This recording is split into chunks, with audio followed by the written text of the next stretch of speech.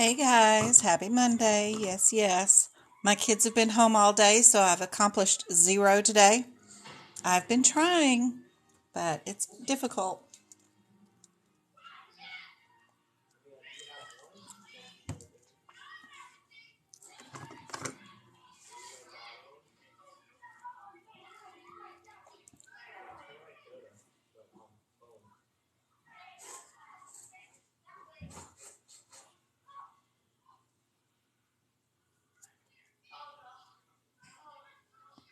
We literally just got notification 1 minute before I went live that we helped somebody else pass. And, oh, such good news, such good news. Wonderful news, wonderful news. Yay. Yay, yay, yay, yay. Awesome.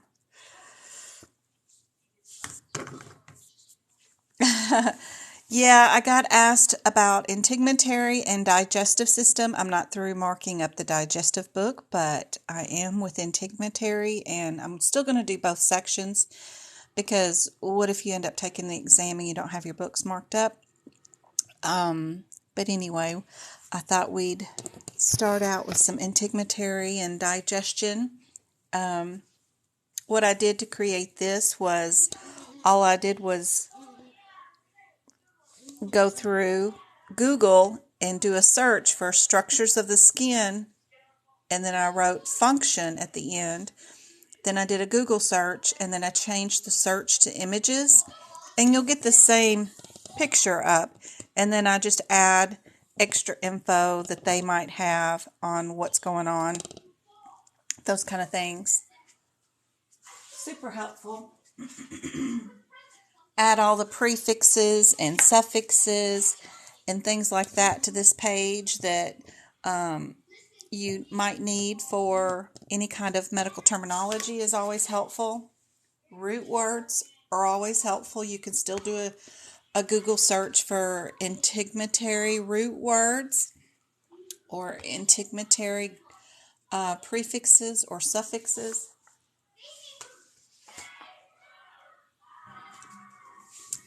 I wished we'd have had Google when I was a kid.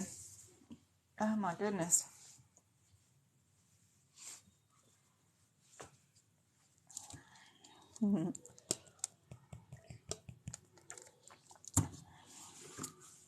We've had quite a few this week just passed, just over and over and over again. Miss Keisha passed. Who was that today? Who was that today? That's Dre. Passed. Keisha. We had Brittany pass. Just so many. Gosh, Mary passed. I've been trying to keep up with, and look at those scores, y'all. If you're not following me, and E&M is a big focus on it, I had 2 people get 100 scores on E&M on their exams this weekend, and that was our Auntie CC, of course, Miss Cynthia. Yep. Look at all these just from this week. And Wendy, too, she got 100 on her E&M section, too, this week. See, the 17th. We still haven't backed it up, but just like 3 days. We have been just rocking. Tabby passed, too. It's been so much fun this week. We've been seeing so many pass. And if you're not on our Discord, please join. Email me, find me, get a link, download the app that is Discord, which looks like a pair of Mickey Mouse britches. It's for gamers usually, but anybody can get a Discord app. Download that sucker because we have our main chat room, and then if you click the 3 bars here on the side, press that little plus button right there under information. You'll get a drop-down menu with all of our rooms in it. And we have practice rooms for CPC exam questions. We have practice rooms for CRC, CCS, COC, auditor, you name it. We've got it all down here, including who we've helped, which is where we post everybody that passed. Looks like we're going to be doing some integumentary. Somebody's been, look at that. Look at that book help you've been getting in anatomy right there in that section. Just tons of free, helpful information right there. Love our Discord. I know it's a pain to get used to, but once you get used to clicking the little 3 dots and then finding out what room you want to be in, it's super, super helpful. We try to just only post practice exam questions in here, and then the answers, just in case you needed them. But and then we keep chat and questions over here in our main room, and then you can go to rooms like what to expect on your exam day, what to purchase, what you need to get, everything down from what kind of computer to get, if you want to make a Lazy Susan like I made from Auntie Cece's mom, who showed us how to do this with Velcro. It's great. Down to what computer,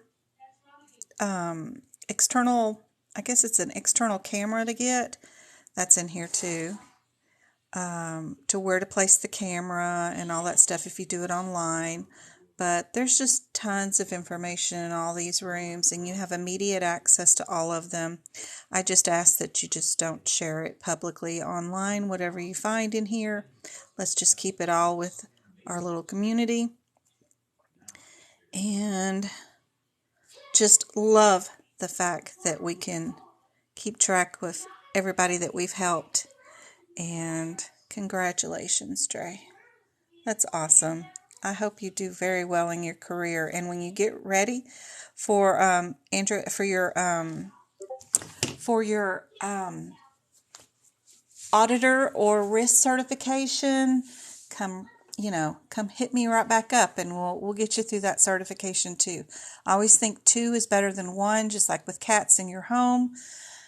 2 certifications will definitely put you ahead of everybody else trying to get jobs remotely from home.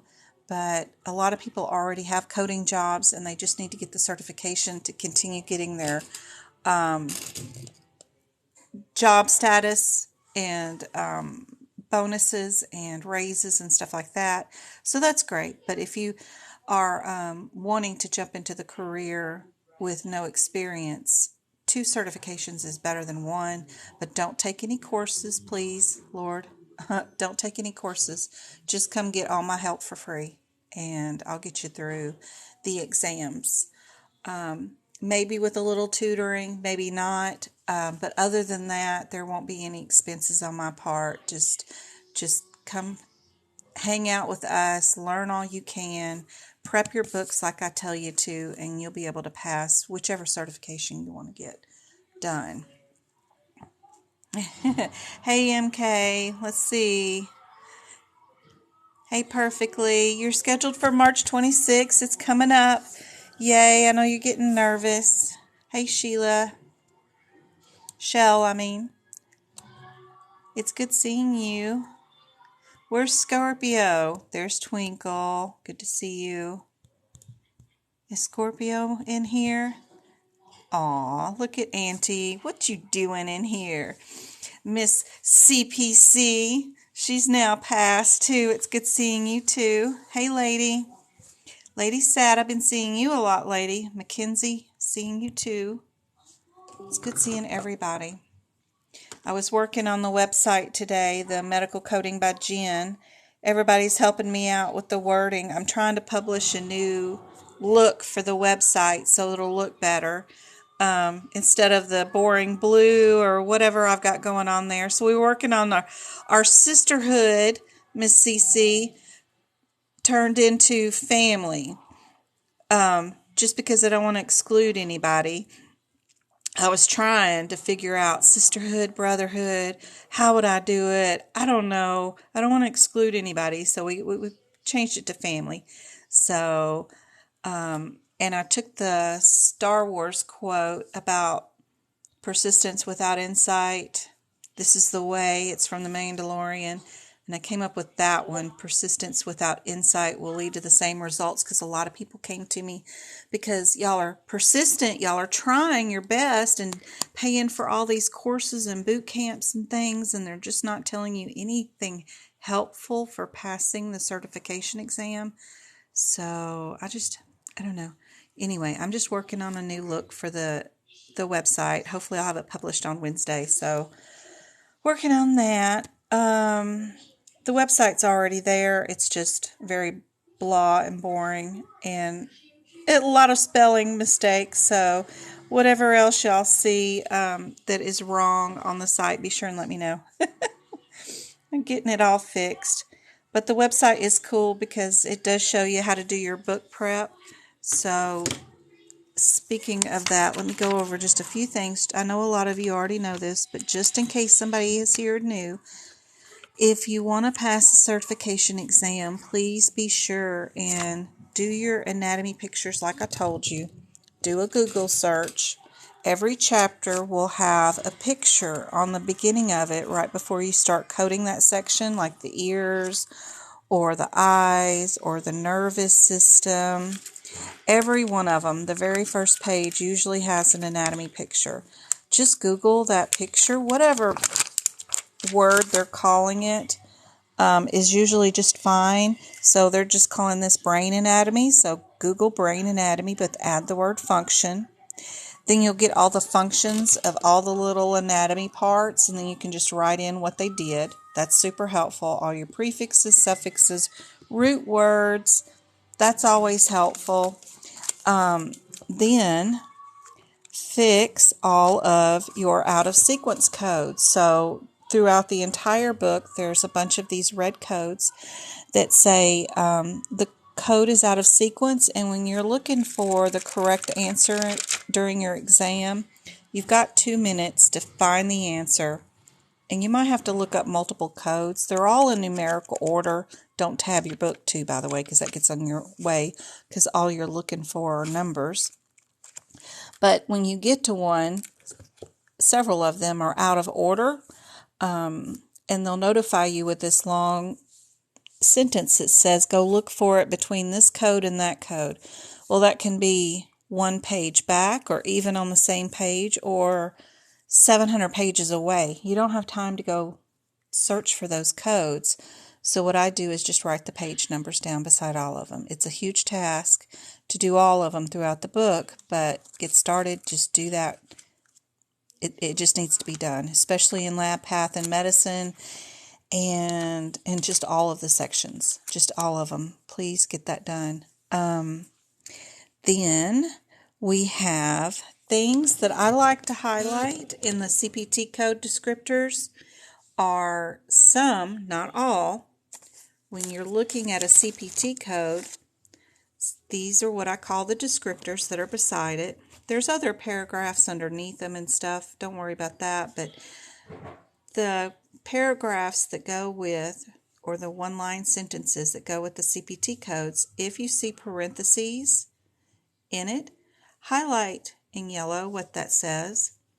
Those are the words that I'm finding in the CPC exam questions, more so than what's after the semicolon.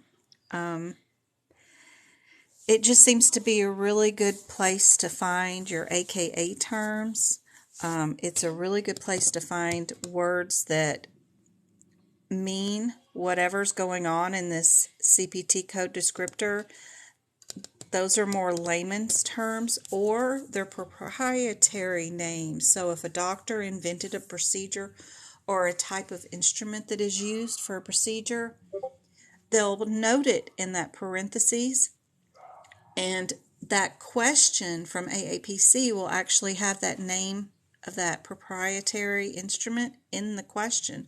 Well, they used a Codman's whatever, and that's helpful. So be sure and highlight what's in the parentheses beside the codes. Not all of them will have them, and that's okay.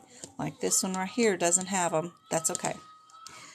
When you get done with that, throughout the entirety of the book, I've got a few other little things you might need to do. So anytime right underneath the code it says do not, I mark it in red with a star and underline it.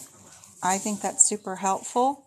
Whether you do it or not is up to you, but I think it's super helpful when I find something that tells me when to use a modifier or not in the parentheticals right underneath the code. I mark that with 2 blue stars because modifiers are a sticky subject. You never know when to use them, when not to use them, and when they're actually telling you underneath the code to use it in a certain situation, I double blue star it. And then the for your information usually isn't anything on the CPC exam per se, but if it is a parenthetical that starts with 4, I go on and mark it in a green star, but only 1 star and just a green highlight. That'll get you started for sure on this journey to passing the CPC exam. Other things I like to do is find out what the one-word difference is in on these codes and write it right underneath the number, because evaluating these CPT code descriptions during the exam to figure out what the difference is difficult time-wise. I like to go on through every single CPT code and actually write down what the one-word difference is before an exam. That way, all I know, I've already evaluated this, then all I have to do is pull that word laser, look through the question. If there is no laser, it's a difference between this code and that code. No laser was used, I know it's 41. If it was cryo, that's freezing. Then I know if they have that term in the description of this question, then that's the answer. And I just do a word search, and there I go. That's it. It's a lot of work to do all that. I do have it in my notes, which are on Etsy, but you can do it too. There ain't nothing here that I haven't created that you can't do too, for sure. But let's get to this process of elimination, because that's the most important cool thing about these questions, is that we found out there is a pattern.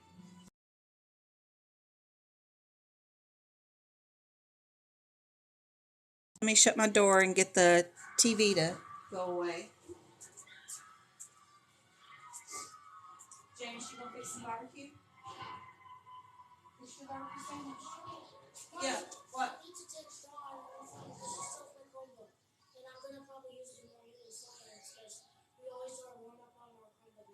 Okay.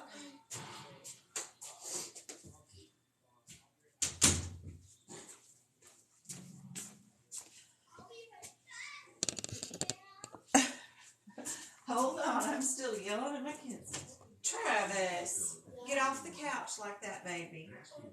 Did y'all say hello to your grandma?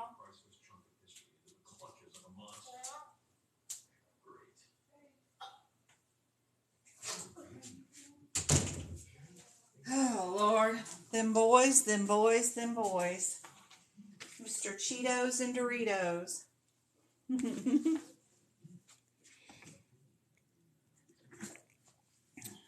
This one isn't too bad. Hey, Bells, how's it going? I'm going through the messages. Aw, see, your Auntie CC, she's here to support the future CPCs. She is awesome. Donating her time to help you guys out. That is so great. Red, it's good to see you too. Terry, you're retaking it on April 15th. That's the day after my birthday, so you can't do wrong on that day. Everybody who takes the exam in April, my birthday month, has to pass. Everybody.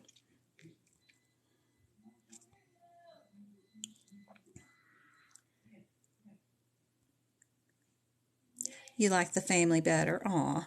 Hey, Mama Bear, do you upload your lives where you're writing in your book on YouTube or anything? Yes, I do. I did the entirety of the nervous system on YouTube.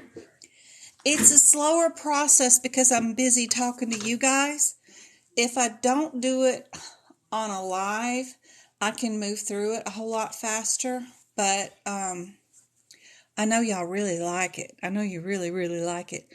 I'm going to do the digestive system. I know y'all really want me to do the cardiology, but I'm going to finish the digestion and radiology, and then we'll do cardiology and musculoskeletal, and then lab and path and medicine sections. But yes, I do record them on YouTube, and if I can't do YouTube yet, I've got 3,300 hours viewed on YouTube. If we get to 4,000, I'll be able to do the lives directly on YouTube with TikTok, and then they won't be lost anymore.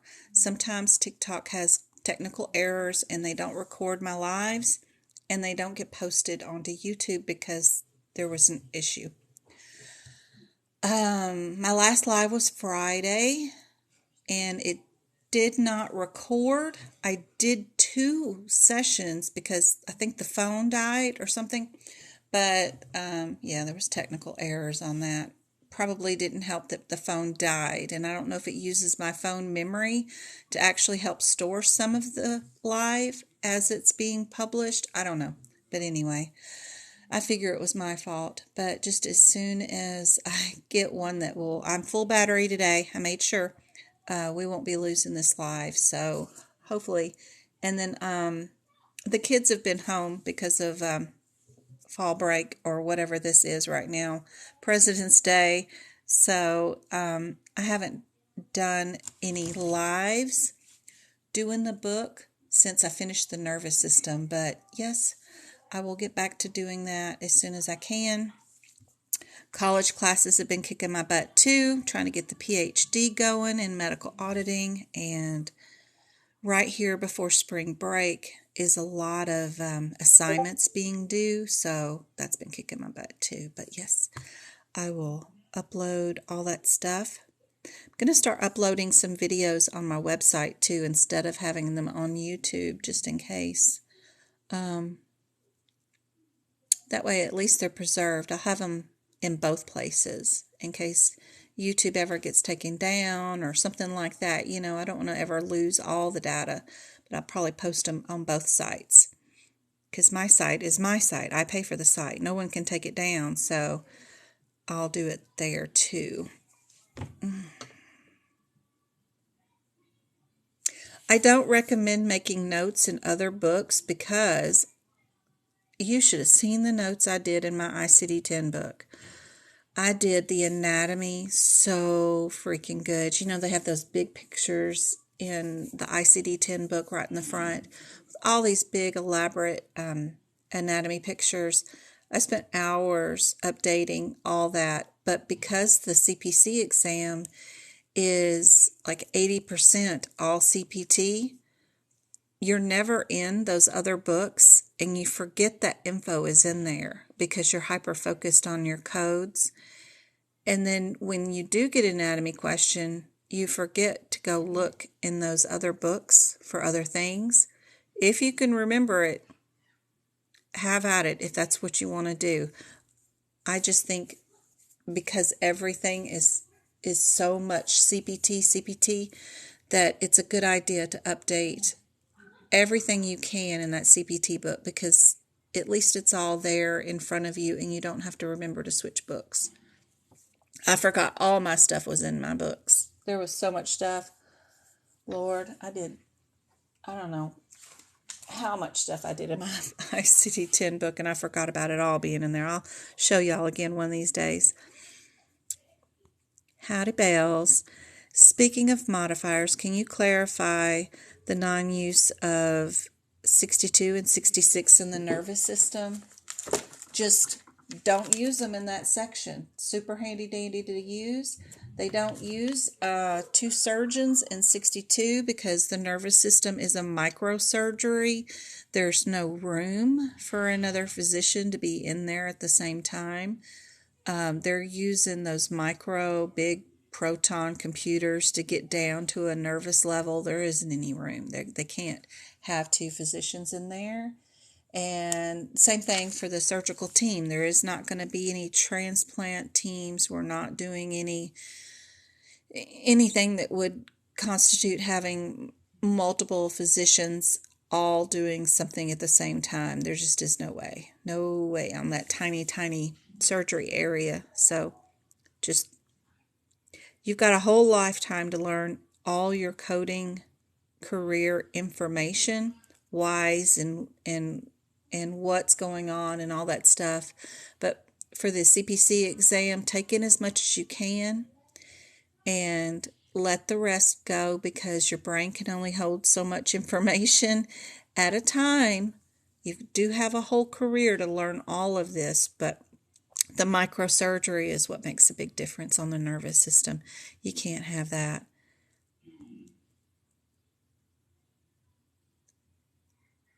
Hey, Keats. Hey, Keats. What is that? Kits Studio? Mama Bear, yes. YouTube. Yep. We need to find what the difference is. That's right, perfectly, we do. We need to go to 44 and 43, see what the two differences are first before we can make any decisions on this question. You've got it.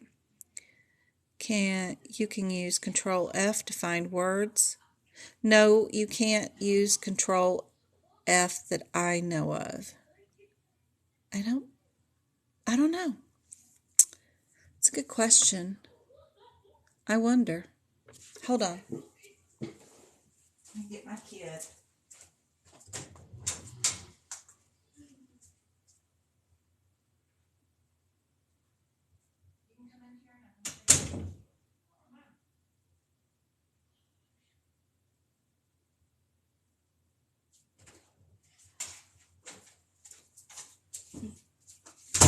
So I asked Travis to join us because he was acting a fool out there in the living room.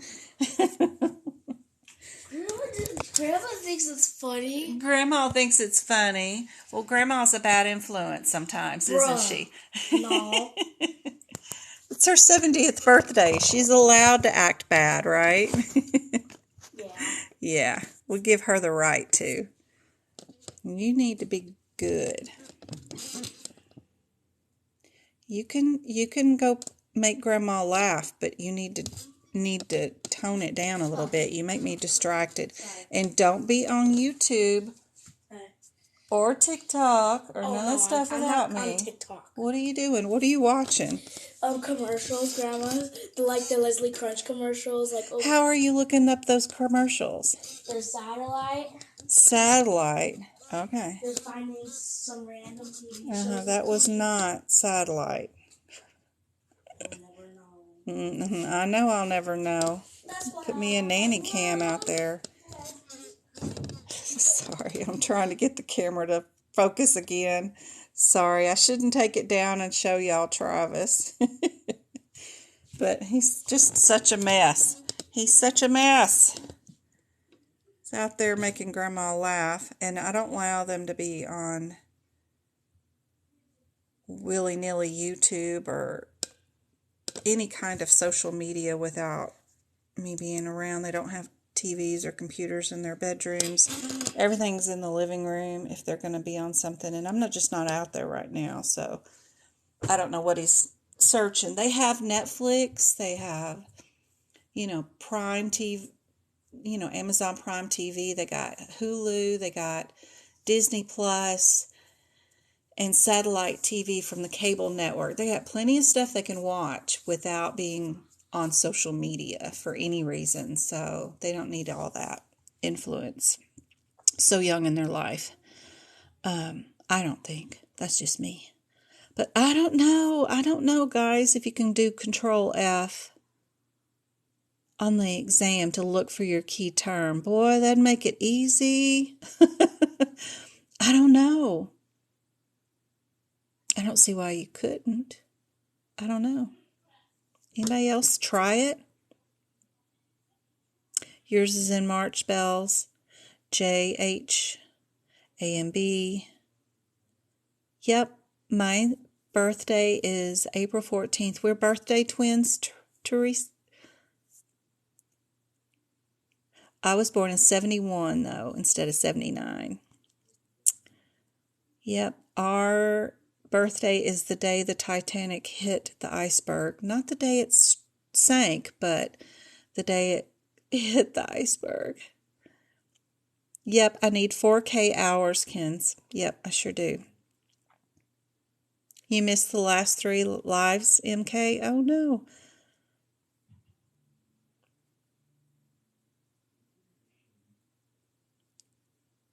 Thanks, Auntie Cece. Travis. Sorry about it being blurry. Yep, my mommy's birthday was yesterday. Just viewing hours.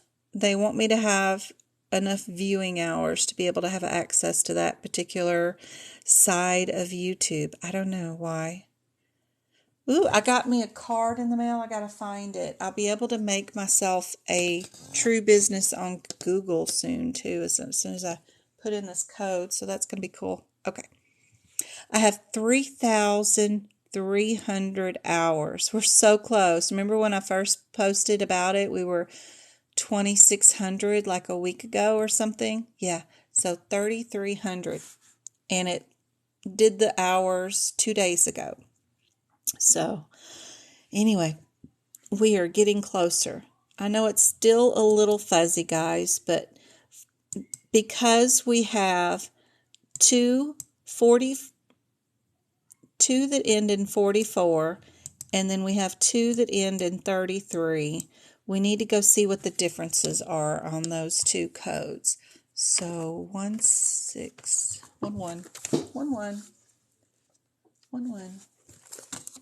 Oh, I got a big, huge drink on my desk. That's a no-no. Let's move that out of the way before I spill it all over all the books. Okay, 116. I feel like I haven't talked to y'all in forever, and I know I've done a ton of stuff. I even did a couple of tutorings yesterday, so that was fun. 116, 44, and 46. So all it is a size difference. So all we have to do is go to our question and see how big this thing is. So we're under malignant lesions. It's always good to go back and look at your header for this section, which if you're in the 2022 book, that's on page 103, where the header is the big blue bold font that says excision, malignant lesion. That's what everything that we're coding is under. And with malignancy, we have a guideline that says not only do we count the excision thing that we removed that's cancerous, but we have to do the margins, meaning they can't just cut out the cancer and walk away. They have to cut away a good portion away from the cancer to make sure that you are at healthy, normal skin level, so that you are cutting out a bona fide 100% all the cancer, and you've got some healthy tissue with you. Because the pathologist who's going to look at that part that you put in the jar, he's going to say whether your margins are clear, meaning there's nothing in the margins but healthy skin, and then the cancer's in the middle of it. So if your margins are not clear and you've got cancer all the way to every part of the skin that you cut out, then you have to go back and re-incise the skin again because you didn't get all the cancer. So you want your margins free. So for excision of malignancies, we do have to add our margins to our multiplied excision. There you go, guys. For the 2021 book, it's 103 or no, I don't know what it is for the 2021. That's the 2022. Yep. Come on. You can do this better than this camera. There we go. Thank you, Bells, for the roses. So we have our excision is the 3. Then we do have margins of 0.3, and it makes the total for the closure 4. And that's because you're going to remove your 3 here, right? This is your 3. But that margin is a 0.3. And you're not going to add that just to one side. You're going to add that 0.3 all the way around this excision. 0.3. I know it's really hard to draw on with the mouse. But that goes all the way around. And if you add all that mess around, and I probably didn't draw enough of the 0.3s, that's going to end up being that the whole closure ends up being 4 cms if you added all that together. So anyway, that's what's going on here as a visual, a messy visual. But we are going to keep our 44s, right, because of that. Yep. Now all we got to do is see what the differences are on these. Now, on the, let me get rid of that. There we go. So we have the same middle code, which is great. The only thing that is different is the 2 diagnosis codes. What are our C codes? Our C codes are common for what diagnoses? Just to know in the back of your head, one word differences. What are all C codes? Yep. And then what are all D codes? If you had to code that section or something out of anything that started with a D, what are you dealing with?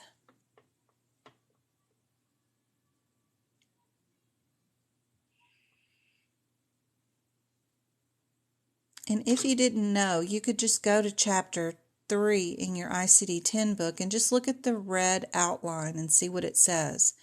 And it says blood. So they're just wanting to know, would you diagnose this patient, and do you know that you need to diagnose this patient with something that goes with the excision? Would you diagnose them with cancer, or would you diagnose them with a blood disorder for this removal? Simple as that. That's all they're asking you. And you don't have to run to D49.2, and you don't have to run to C44.319. That's just time consuming to get there and to look. But if you know what is in the C category and rationale that this is just cancer, right? And then this is a blood disorder, you can tell right away, even without knowing anything about those codes, that you know you're going to give them a diagnosis of cancer if you're removing a malignant ahima, which is malignant, part of the body, right? So you know A is the answer, but you can, I guess, if you wanted to, run to each one of those sections. But what my purpose is to save you time, save you stress, save you from rushing from one thing to another and everything ending up being a blur. Even reading the descriptions of whatever D49.2 is going to be retained in your brain, and you're going to carry it with you to the next question. Looking at the description of C44.319 when you get there to verify it's a skin cancer one, you just don't need to do, and you don't need to read it. You can look at generalizations here and be able to pick that is the right answer and feel confident and move on. These are just time wasters for the exam, I think. And this kind of situation, I would just think in my head, C codes are cancer. I don't know what D codes are. I might flip to that section in the ICD-10 book. Just look at the red banner that goes all the way from the top of the page all the way down to the bottom. You can see that it does say blood disorders, and then just rationale think. If I'm doing an excision for a cancer, it's going to be a cancer code, and pick that answer and move on. Yep. Does that make sense?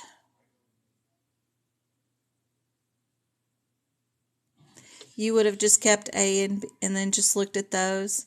You can do your own, whatever you want to do, process of elimination. Yep. Even starting out from the very beginning, she's saying that you're under malignancies no matter what. Is that 1213? Is that under malignancies? Or you're probably saying, knowing that these are blood disorders, right? That no matter what, you're not cutting off things off the body, because we're in integumentary, that are related to a blood disorder, and making those two elimination already. Is that what you're saying? Probably. Before I thought C and D were both neoplasms. Now I learned D is blood disorders. Yeah. You can do it however it makes rationale to you, whatever you want to do. I just really like to not get too confused, and I don't even like to look at what's behind anything. I only do my process of elimination by only looking at whatever the first CPT code is. I start my process there. You can do it by adding in all the stuff behind it if you want to, if you're comfortable with that. I just try to dummy it all the way down and make it rationale proof, so that I'm not being influenced by anything that's in the answers. So that's why I go one step at a time, and it may be slower than your process, but I'll go and look and see what the two differences are, right? Because I have two sets, and then I'll go see my size. Then I know I can eliminate these two. And then out of these 244, what is my one difference? And it's only going to be those two diagnoses. And that's when I start to rationale what the differences are between these two right there. So it's totally up to y'all.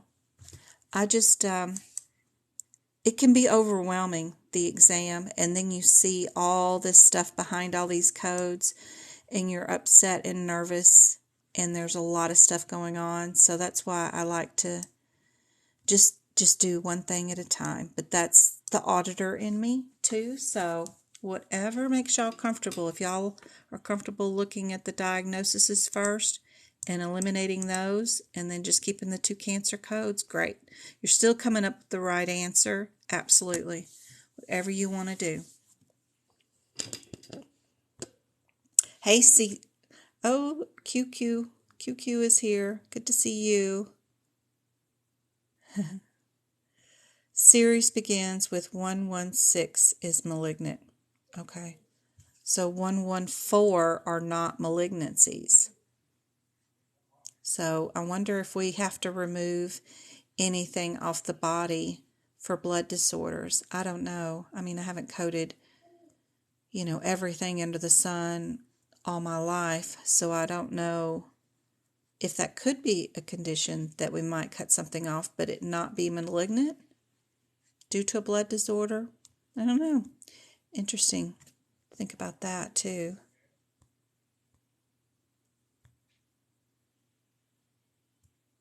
Yeah, you do get in a panic. I see that all the time in tutoring too. It does. CC's been there. It saves you a whole lot of time. Process of elimination. And nobody, I don't think, really honestly starts their exam with this process of elimination. I think they try to do coding, like read the entire question and look up every code.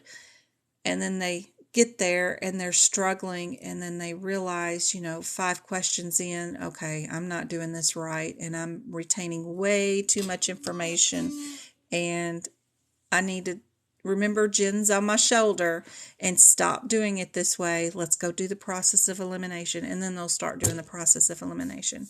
But everybody gets to the exam, and I think they throw everything out the window because of nerves. And then it takes them a few questions to realize, yeah, this is garbage. Let me go back to the process of elimination really quick. Moz, boy, I could spend a lifetime explaining these things. But they're the one part of Integumentary that have their own set of guidelines. And this MOS or MOS, however you say it, Micrographic surgery, absolutely has its own guidelines. The first thing is don't add anything in this section at all.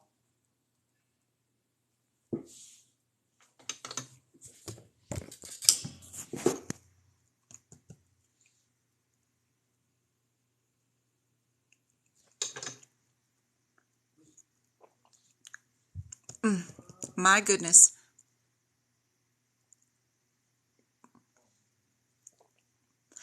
These guidelines, just a few sentences, are really good to be highlighted in that area. You're not going to get a lot of questions. If you do get a question of these on the exam, it'll only be the one. And I try to break it down to where it's really easy for you, especially on questions like these. The first thing you need to do, of course, is always, let me bring this back up, is I still like to look, one code at a time and figure out where I'm at. So the 13 and the 11, what are my differences? And if I look at the 11 code, it has a ton of body parts. You got to go like 5 sentences down. Yep. And then you start getting the body parts. 5, 6, 7 sentences down. That's what you have to do. And it starts at the end of that parentheses sentence where it starts out with head, neck, hands, feet, genitalia, and it goes on and on and on forever to nerves and vessels. It's just a lot of body parts. But if you look at 13 and you go down 5 sentences, you only get 3 body parts. So I always start with 13. 13 is the easier number to look up because if there is no trunk, no arms, and no legs in the CPC exam question, then you know it's 11. But if there are legs, arms, or trunk, which is your chest area, in the exam question, then you know you're at 13. 13 is much easier to look for. So that's where I start out, is just looking for arms, trunk, or legs. So where in the exam question would you find what body part you're working on? Is it the top, middle, or bottom?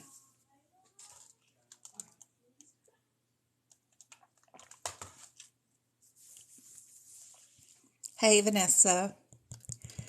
Yep, we got stages.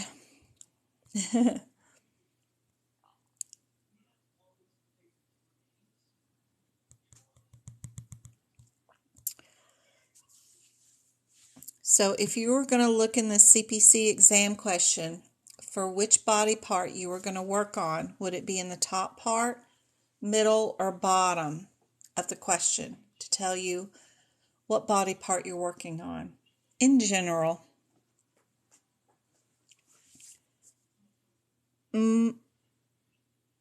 So let's go look. A lot of times it's in the top, so then I can just look at my question and start figuring out where are we working at. So the second sentence has neck in it. So that's all I need to look for right away, and then I can get rid of the ones that are part of the arms, legs, and trunk area because the neck is not there. So we know we're going to get rid of, just by looking there, we can get rid of B and C. And that leaves us with D and A. And we don't need to know nothing until we get down here to whether we needed to add 15 or not. That's the only thing they're asking us on this question. And 15 is an add-on code for both 13 and 11. All it is an add-on code just in case any of our blocks were cut into anything bigger than the number 5. So all we need to do is go look at both stages, the both times that they went back to the body, and make sure those blocks weren't cut into a number that is above 5. If we see anything listed as 5, then we add the 15. If not, we just don't add it. And we do not add either. So don't add your blocks together. They're going to tell you we did a stage and we cut that block into 13 slides or whatever, or we cut it into 2. And then we went back again and did another stage and we cut one into 10 or we cut one into 3. It doesn't matter. Don't add them all together. Just take that number. If any of them are over 5, then you're going to add the 15. So let's go find the word stage is what we're going to be doing, is hunting for those words. So we're just doing a word search for stage. And right there on our third sentence, we see first stage.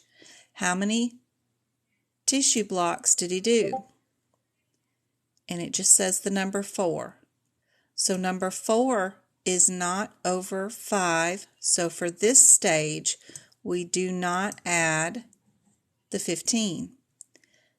We go to our second stage, which we need to look up because they did go twice. And we need to see how many parts did they cut that one up into. And they take their sweet time by separating it out just as far as they can away. But they did cut that stage into 2 additional blocks. Yep.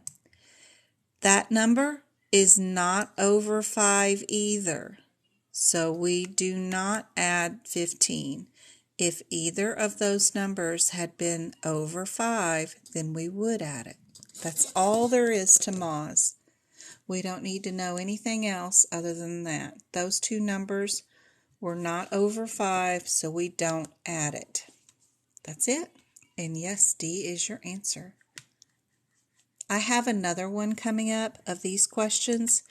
We'll do the other one where it's an example when you do add it, so you'll get to see it too. Later on after we did some other things and you've forgotten.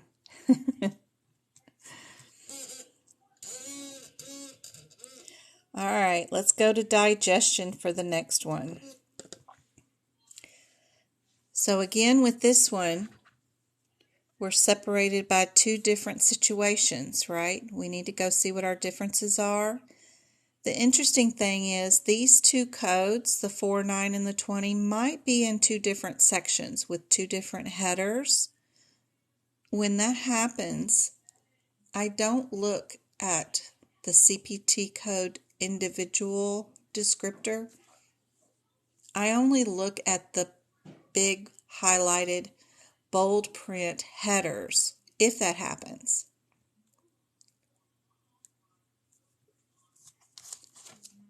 All right.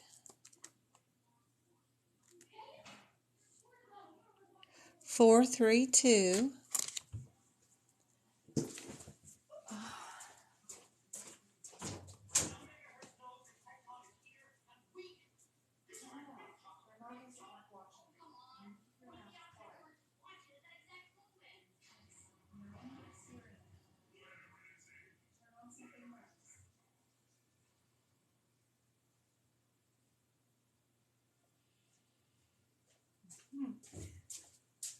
Sorry, Travi was swearing to the almighty above about something, so I was like, no, We're not doing that, buddy. All right. 432. 432. 20 is under what heading? So, meaning I would not, if you were on, let's see, 43220, the code itself in the 2022 book is on 353, but that's not where I'm going to look to see what's going on in that CPT code, because it's just a child code. The parent code and the beginning of what we're coding is on page 351. Yeah, and it's an scopy. It's just a scope is all this is. Esophageal scope, esophageal, am I saying it right? Esophageal scope.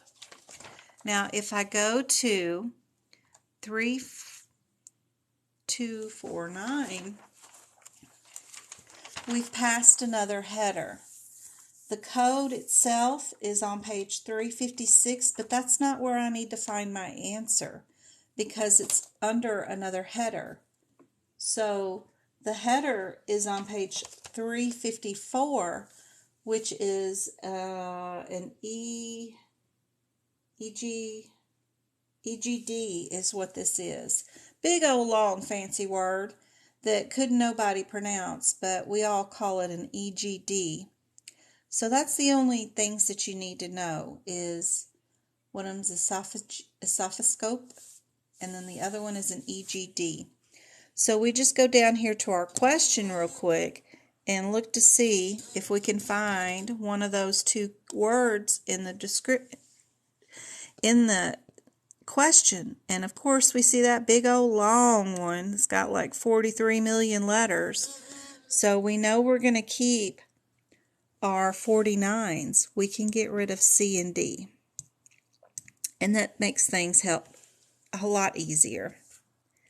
So all they're asking right here is, can we add this code with that one?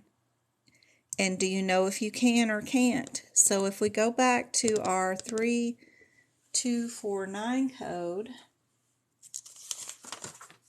and look at our do nots that are underneath that code, what I like to do is just grab the last two numbers in a number that I'm looking for. So I'll look for that 35 in that long list of numbers, and you'll see that the third number in that long list of do nots, which is right underneath the words do not, is the 43235 number that says you can't use that code with it.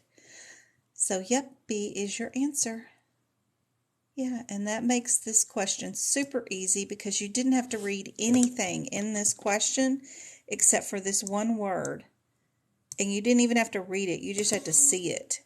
And you knew what your answer was because of your parentheticals down at the bottom underneath the code.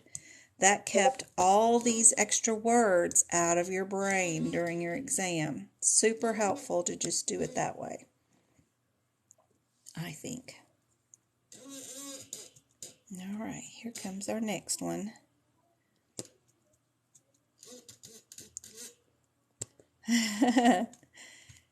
Thank you, Jess. Happy to help you. Happy to help you. I do this 3 nights a week, Mondays, Wednesdays, and Fridays for free, 2 hours of tutoring with the questions to show you how better to answer the questions and go about passing your CPC exam than taking a course, than struggling with boot camps or anything else you've been trying and doing.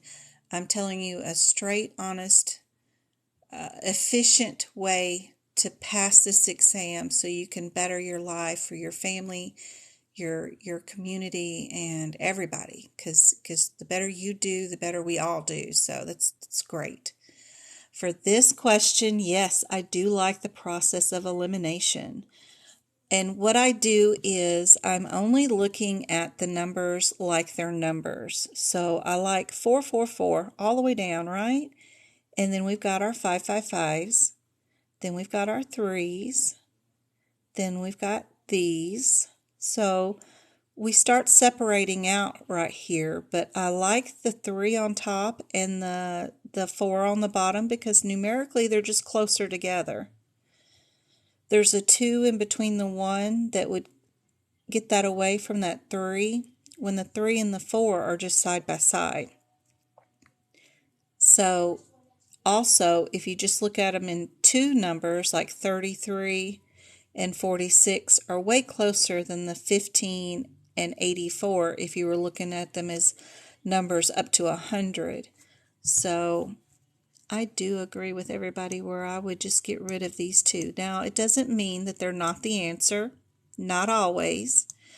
99% of the time it is, because AAPC has a pattern of picking 2 codes that are super close together as your possible answers, and then the rest are usually just junk. But 1% of the time, if it doesn't match and you don't have anything in this question that is matching to the word that you've picked out in your CPT code descriptor as your key term, then don't be afraid to go back and look at the ones that you've gotten rid of, because it might be those. You'll have plenty of time to go back, because the process of elimination is going to be just like those questions up above that got you through it within 15 seconds to figure out what the answer is. You'll have bank time. The exam, you have almost 3 minutes per exam, and if you get an ADA, you've got almost 4 minutes per question. That's a lot of time for every single question compared to what it used to be. But let's go look. 45333. 45333.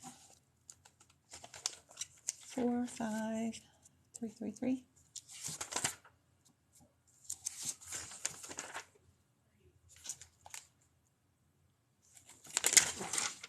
So we're on page 379 in the 2022 book. And then our 4-6 is on the same page. The 4-6 was an out-of-code sequenced one, which is kind of cool that it's put up underneath here with the 333. So our 333 is a biopsy, and our 4-6 is an ablation. And an ablation is like electrical thing. Hold on, let me get something real quick.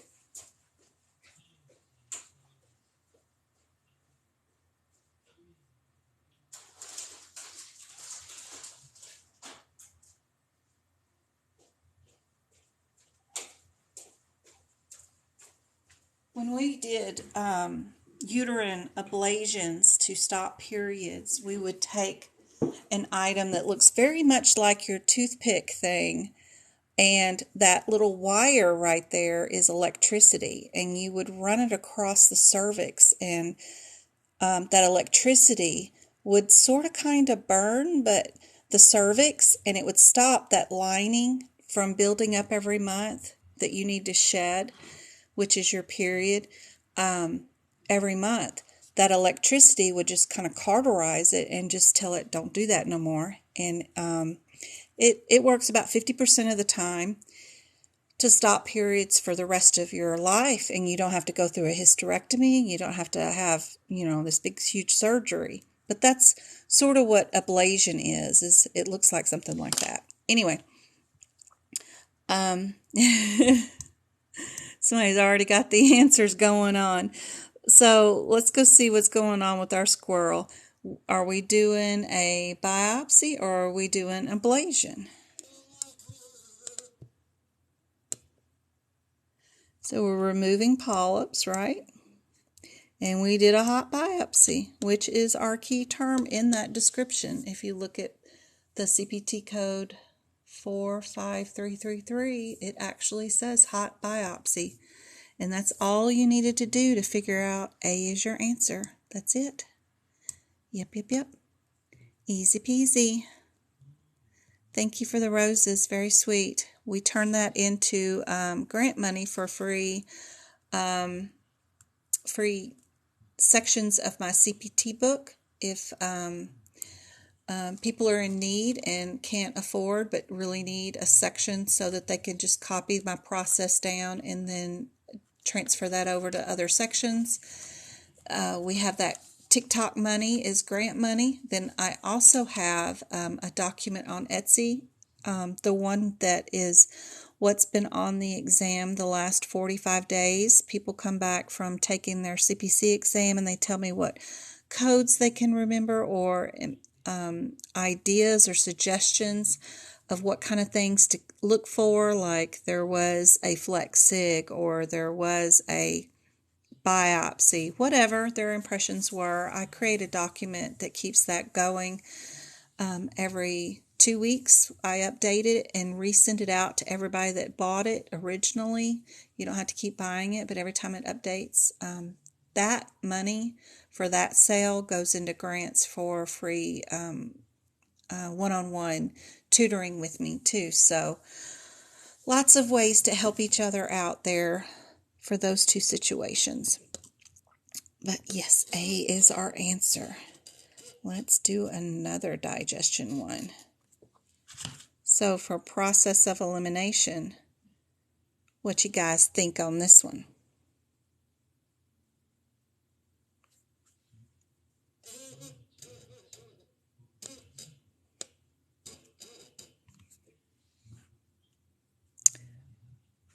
We're going to keep A and B? Yep. Everybody good with that? Y'all see how we do that? The 12 is so far away. The 66 might be a consideration to keep later on, but for helpful reasons, let's just eliminate it for right now. Go see what our differences are between the 74 and the 76. So 432, 74.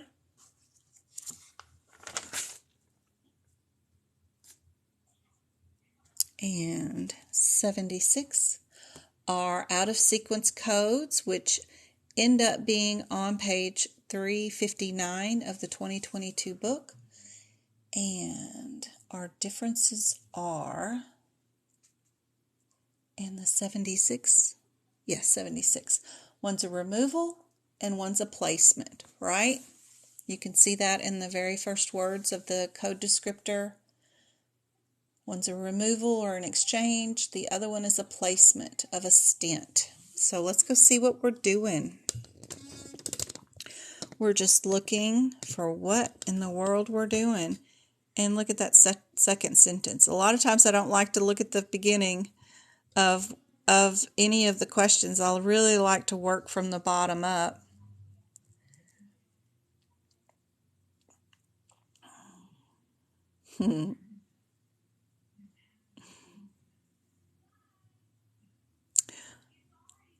But it says it right there that we're doing stent placement. The 76 is just a removal or an exchange of stent, but this patient had never had one before. We're not doing a removal and then re-putting one back in for sure.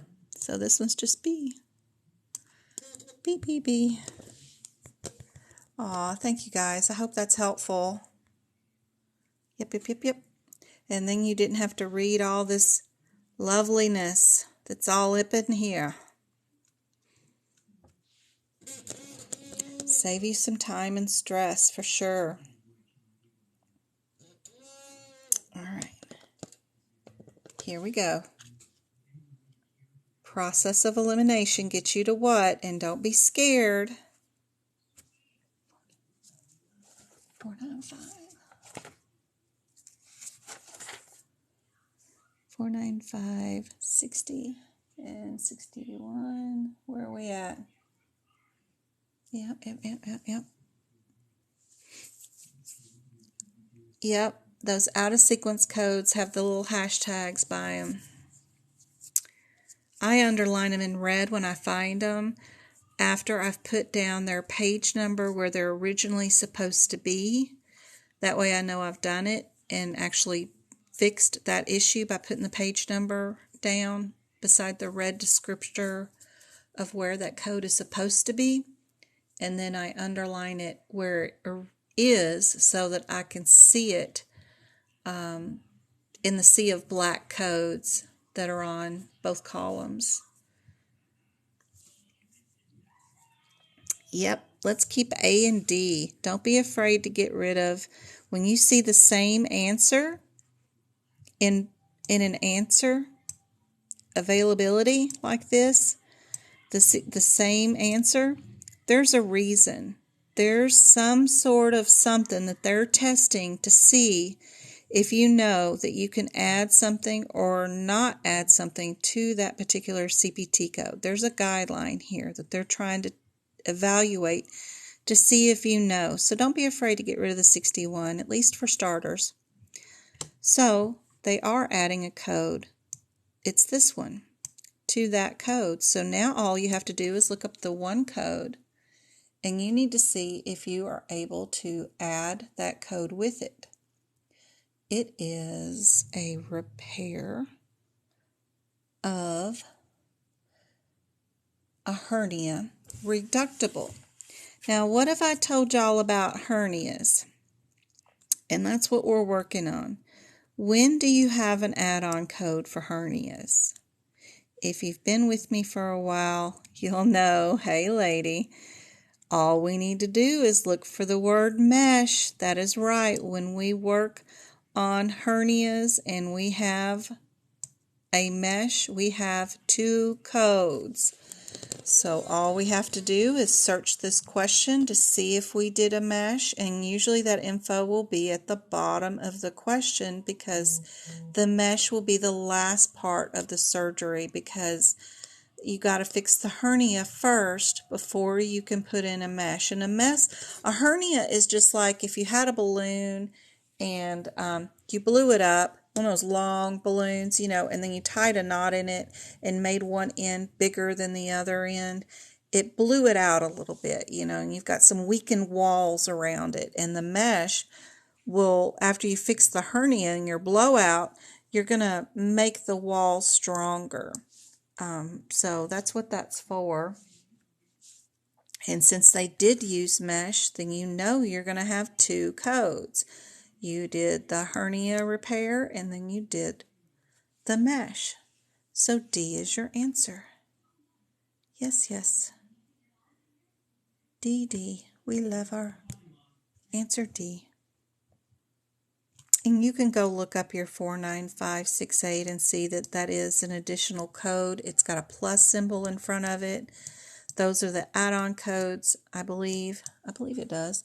4968 as I'm talking. Yep, it does. Those are the ones that do not get the modifier 50 because you don't add that modifier. If you needed to do, say they did 3 meshes for some reason, you would hit times 3. But I don't even think that's an availability for this. But anyway, those are the ones that you do the times for. Yep. Oh, Lordy. Here comes our other Mo's or Ma's, whatever we got going on here. So the first thing we need to do is just do the process of elimination and get rid of this sucker. The 60 isn't going to do anybody any good because we know we're in the Ma's, right? And they've told us what body part we're in, so we don't even have to look up and decide whether we're arms, trunks, or legs. They've done that part for us.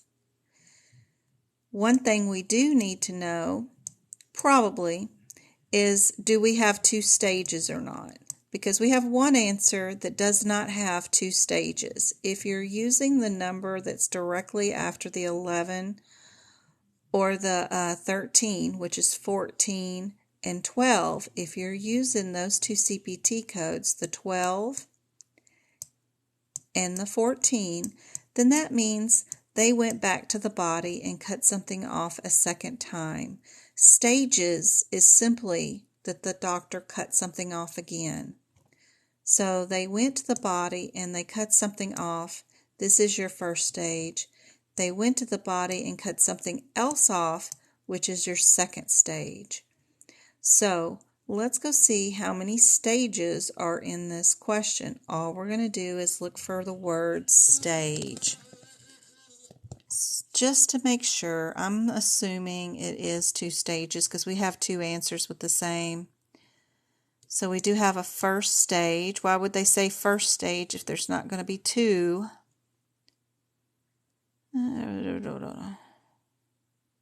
Is there another stage?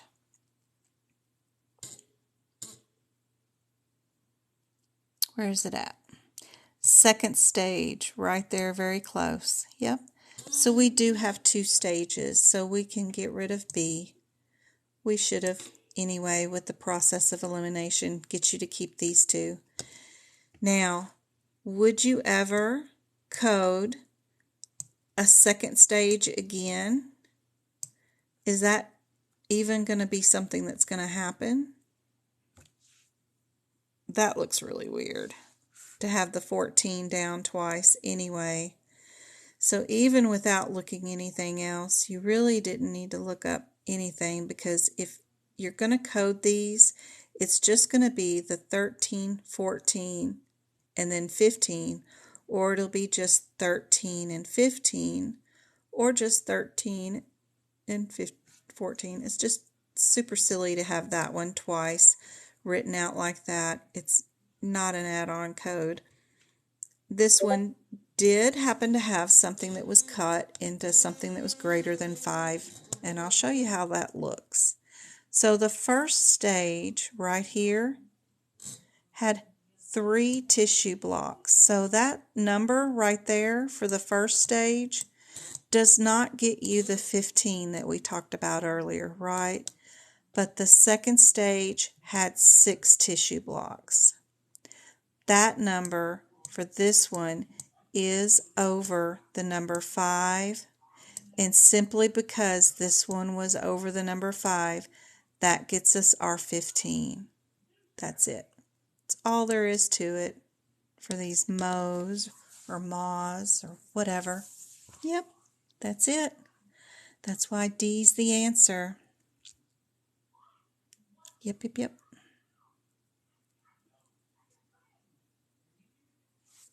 Very good. I hope that was helpful. Ooh, I already have almost 2,000 likes with this live. How long have we been on? Twinkle, how long have we been on? I can't see the clock on my cell phone. Okay.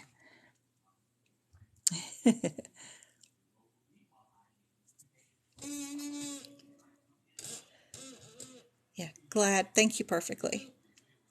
All right. Here's another digestion one. Hey, Tiff. Thank you, Tiffany. All right. Process of elimination. Let's see if we do 111. Hey, CC. You're so sweet. I'm so glad you're sticking around with us. So helpful. What you guys think? What are we going to keep and what are we going to get rid of? Sorry.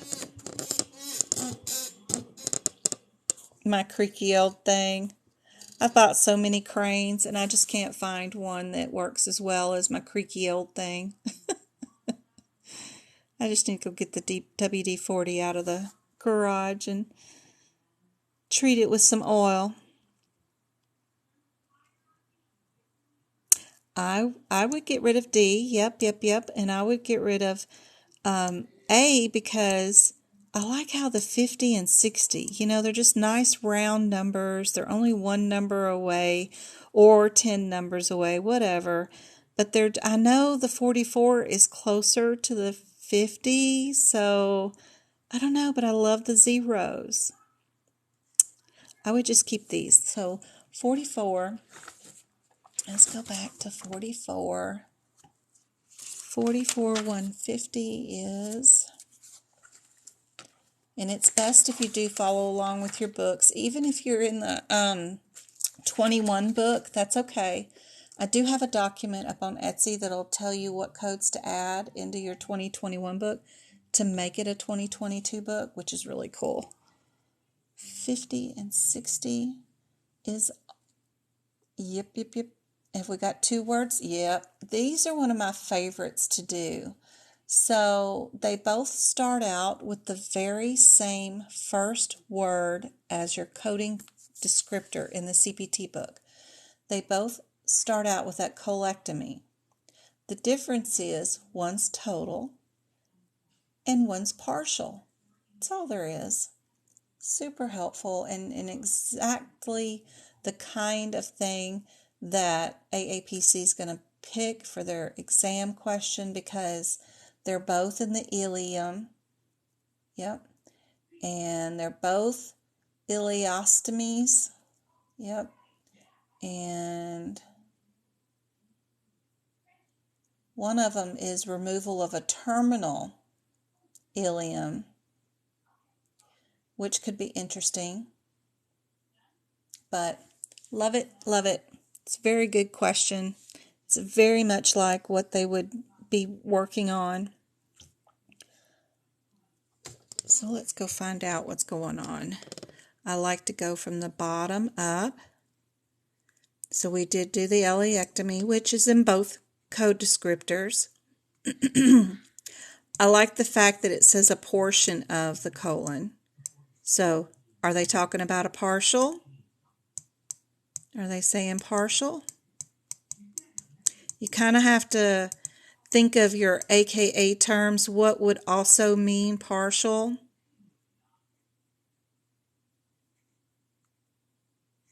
Oops. And look, they did say partial right there. Previous partial. 5 months ago, they're reopening the incision. It's too long of a time ago to add any modifiers, by the way, for like a sequel event of some sort. But yeah, they do say the word partial right there. So that's good. Handy dandy. We know right away then that we're doing number 60, right? Because they said the word partial.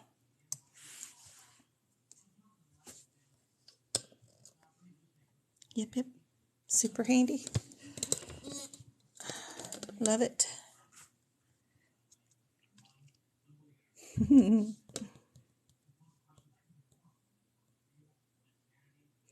1 hour and 19 minutes. Thank you. I've been on. Thank you, Twinkle.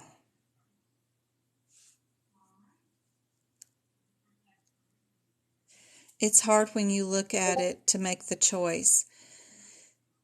It can be. That's the hardest part, is getting over, Tiffany, the rationale that I can actually just look at the answers and remove certain possible answers. That's the hardest part. People don't want to do that. And the other difficult part is not to code like a medical coder the question.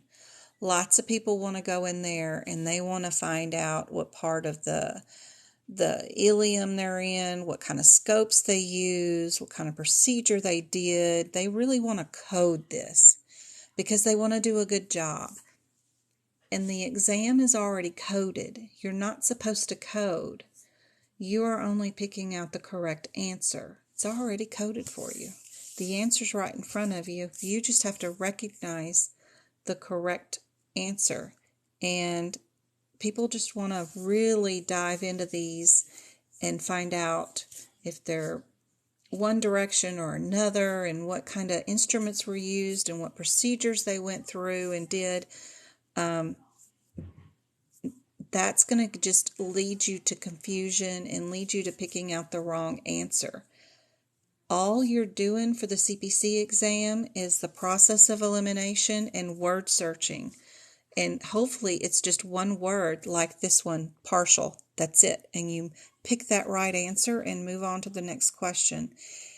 And that is a very hard concept, to think that you're going to come up with the right answer doing those simple, easy steps. And it's really that easy after you've taken a course that was so extremely difficult and so many much busy work involved in just getting a chapter done. there was so much work involved that you can't imagine that the question could be this simple, where you just process of elimination, pick one word out, find that word, there's your answer, and move on to the next question. You got to let it go. Let it all go. And do it just this way, and you will pass with ease without having to code anything, which is crazy. It's insane. It is not okay, Perez. You need to have a 2021 book or a 2022 book for the CPT. They won't allow you to sit for the exam. Now, you can practice with that book. Absolutely. You can practice with it, and you can practice with it all you want, but you can't take it to the exam and use it for that exam as your reference material.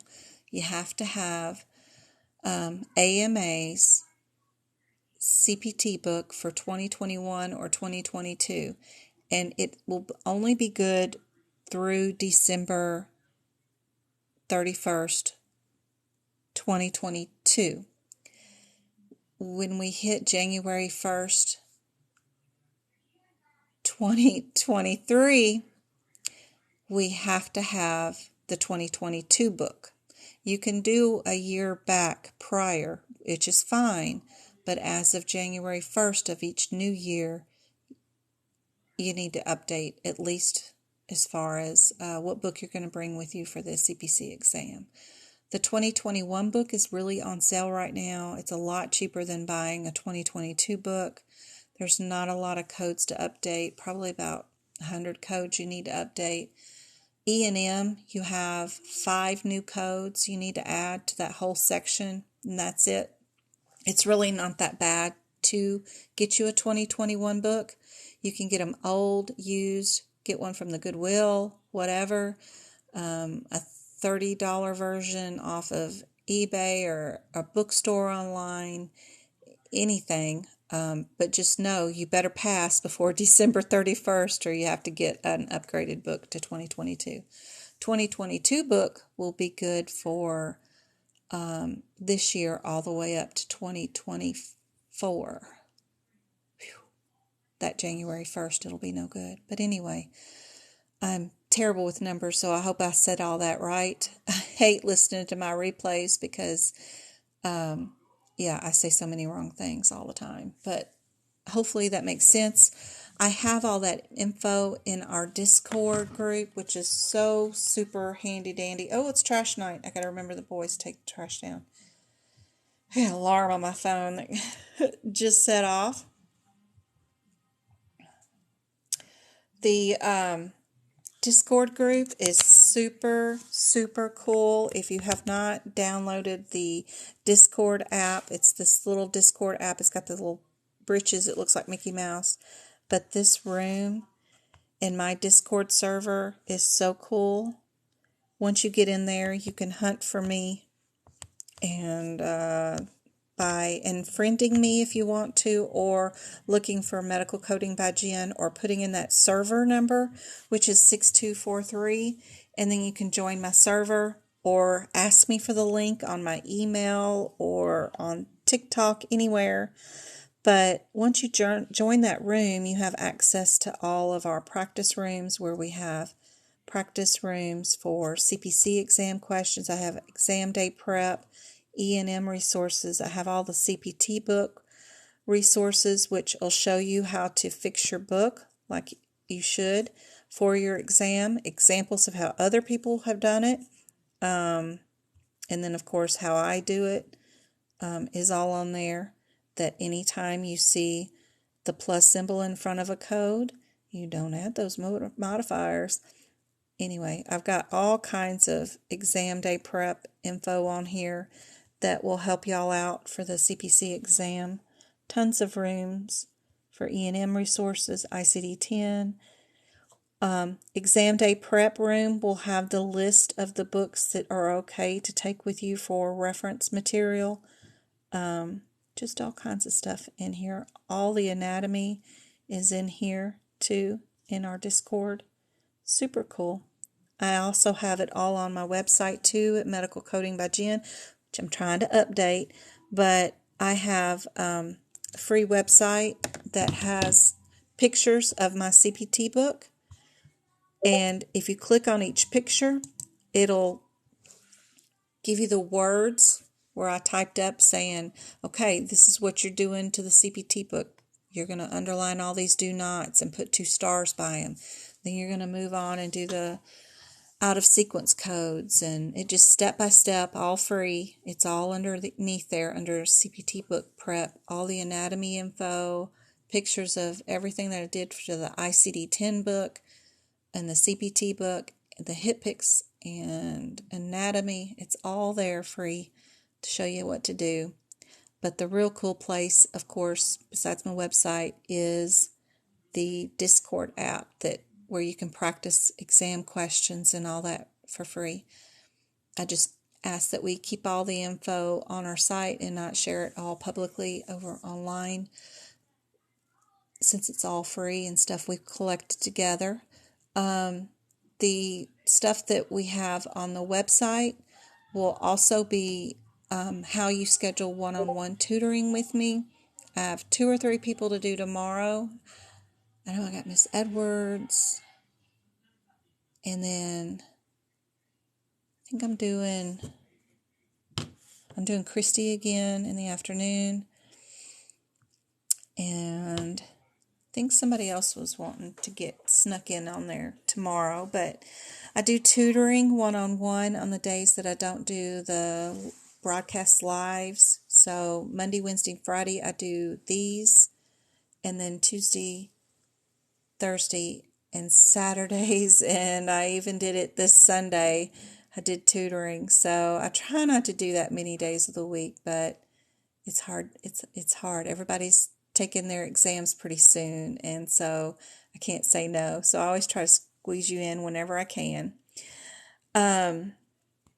So let's get down to another question. Yeah, you'll need the 2021 and 2022. Yep, it's all on the AAPC website.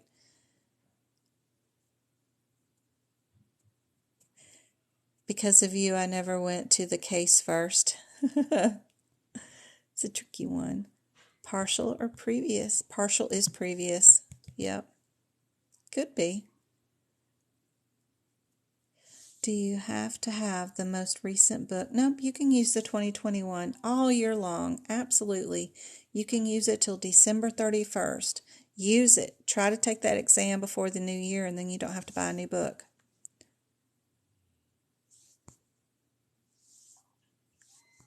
Thank you, guys. Y'all are so good. Y'all are answering.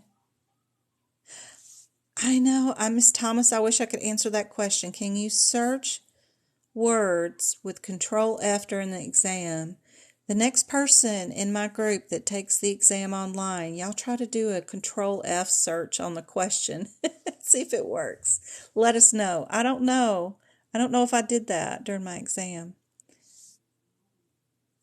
I can on the practice exam questions.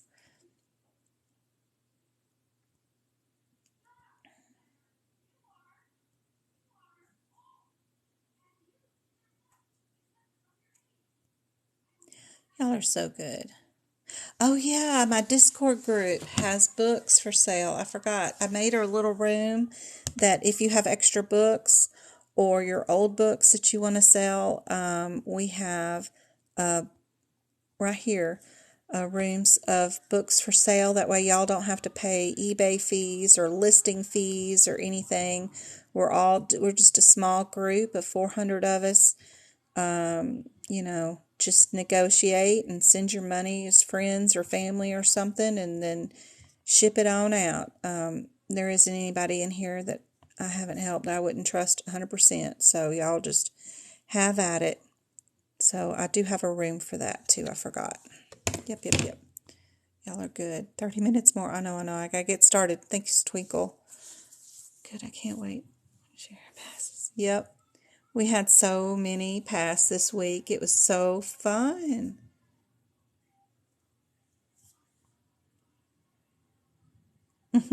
We do have a blast in Discord. You're with me, Bells, on Saturday. Yay. Can't wait.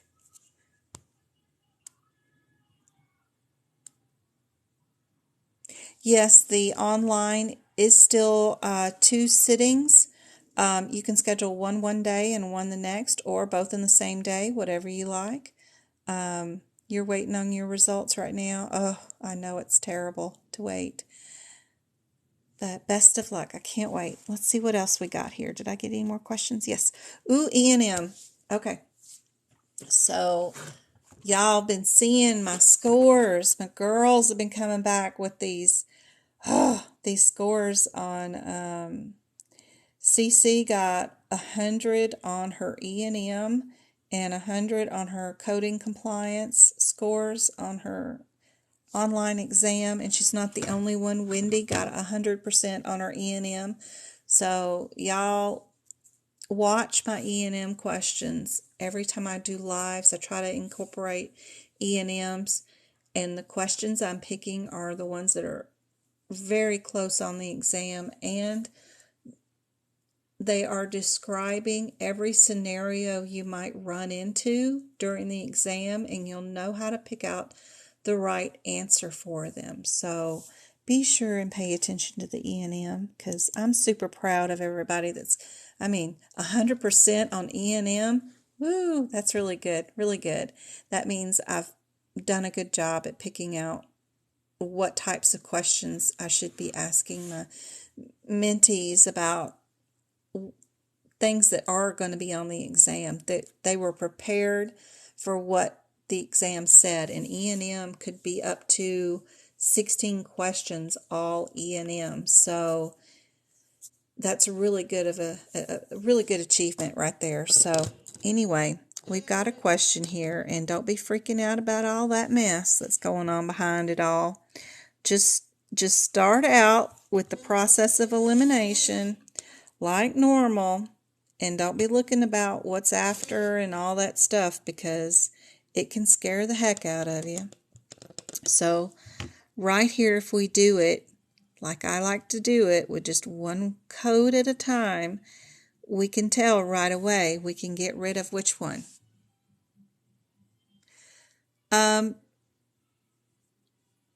Tiny, we can talk offline, and just send me a message on Messenger or on email, whatever you want to do. Even on Etsy, you can send me a message and I'll get back to you. Absolutely, Tiny. I'll make sure you understand. There's no telling what I did. Can you tell me what in the notes I bought, can you tell me what I sells? I have no idea. To understand something. You had an ER observation question. Yep. Be sure in observation, don't code where the patient physically is at. ER, ER, ER, or ED, ED, ED is all a trap.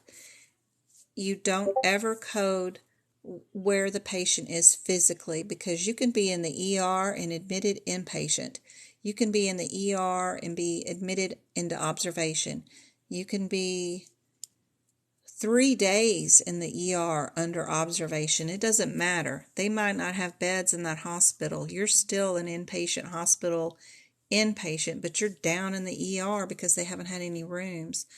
Don't ever code where the patient is physically at. You need to know where the doctor says their status is.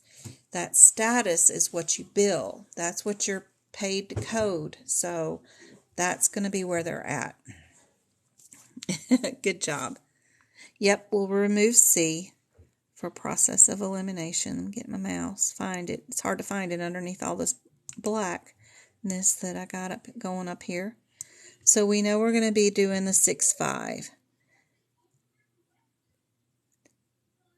And if we've eliminated C, right, and we keep going down the row, what can we eliminate now?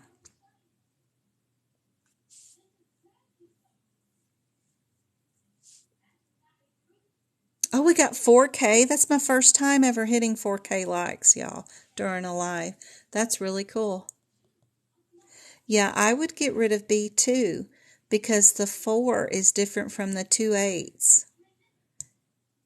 You can get bold like that once you learn this process of elimination. You start feeling comfortable doing stuff like that. So all they're asking us, and this is why they do this, is can we add that 25 modifier to this with these other procedure codes with that modifier 59, or can we not? And the answer is solely based on what? What is the one reason we would add these 3,000 codes right there? One simple reason. Why would we add those codes? Does anybody know? Nope, intubation is what they're doing, but why can you add them? That's true, but do you do that on every critical care patient that walks in? You bill for intubation? Is my meaning? What's the reason? Yes, Bells, you got it. Good job, MK. Age of the patient. If you have a patient who is under the age of 5 years old, you can bill for intubation. You can bill for an umbilical cord line or something like that. When you have an adult who comes in who's crashing, needs CPR, needs intubation, they don't bill every little nitpicky thing that they're doing to you. You're getting all that in critical care, right? So anytime you see any E&M codes with these 3,000 codes as your only options, you're going to know that you can only bill those by the patient's age. So let's just go check out this question and see what's going on. We're working on a 29-week delivered baby. So does that mean we can use them?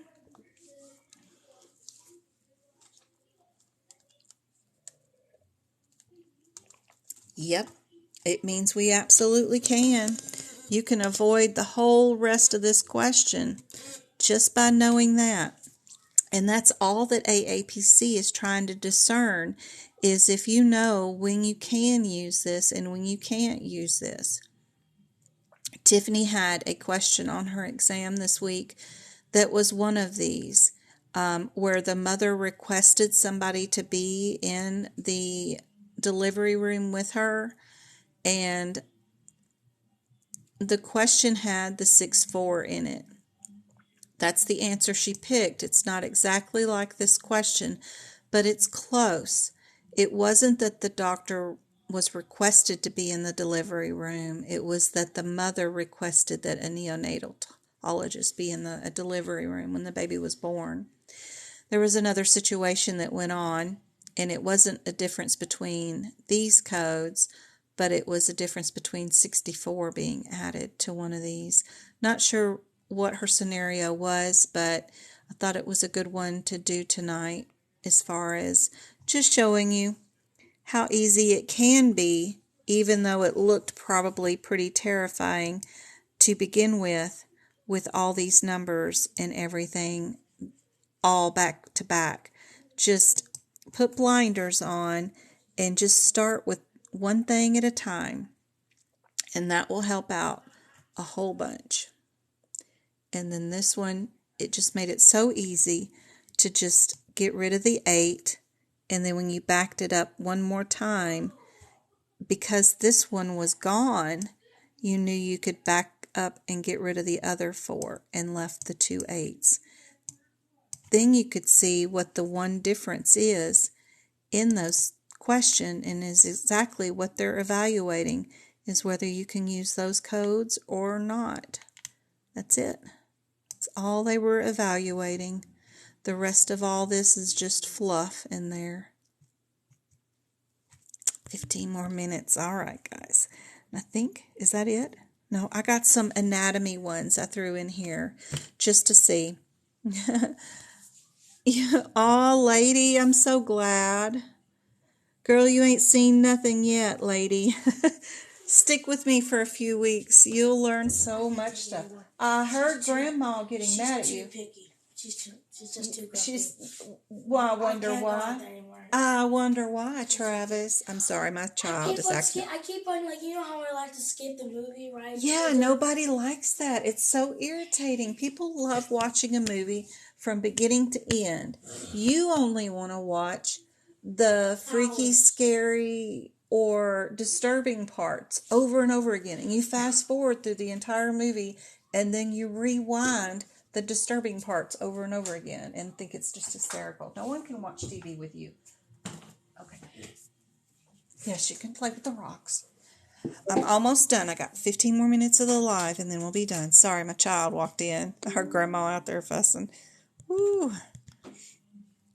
Yeah, it's so hard to be calm. But lady, you stick around. I'll show you a thing or two. Let me tell you. All right, let's do some anatomy. Quick fire. I didn't rearrange these questions. So you guys tell me, where is a blowout fracture? Where is it? What are you digging in? Nothing. It's a rock. Get off my treadmill. Lucky. I haven't even used it yet. Still lucky. I'm not lucky.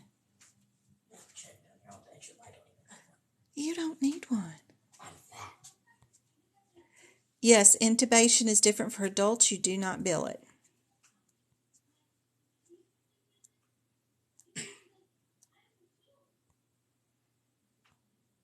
Thank you, Tiffany.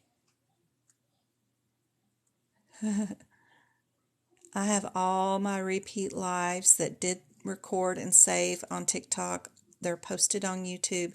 You can just spend hours over there. Yay. Good job, guys. A is the answer. All right.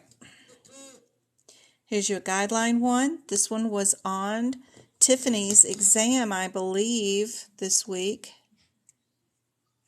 Somebody told me it was on their exam. Or who was that? Who was it?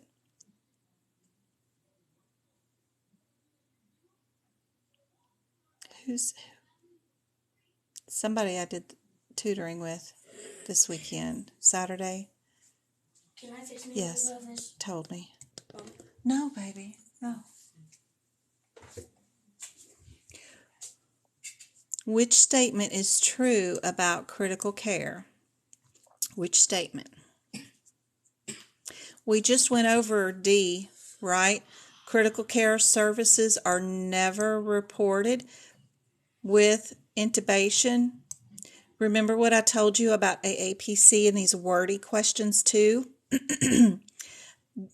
Try to avoid answers that say never, always, only.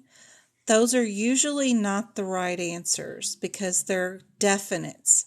Coding, there's nothing definite in coding. Coding is so subjective, it's a nightmare and I hate it. That's why I never wanted to learn it. That's why I'm a medical auditor and I'm not a coder. But I'm happy to teach you guys how to pass the CPC exam so y'all can get a better job or the job y'all are looking for because y'all want to code, but I don't ever want to code. But I'll teach you how to pass the exam. Stay away from never. Watch the movie Coco. Okay, don't. Fast forward, nothing. 5 more minutes and I'll be out there.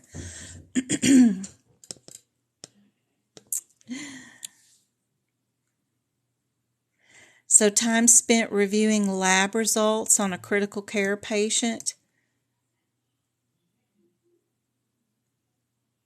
cannot be included to determine critical care time. We've got a do not, cannot, a definite thing.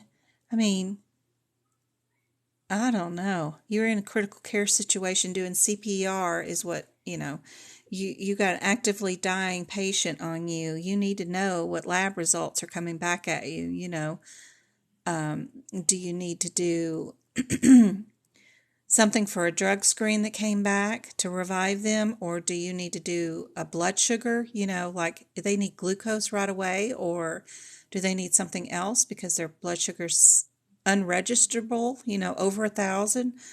I think that's a bunch of garbage too. We need something that's true about critical care. Sorry. Try not to move it.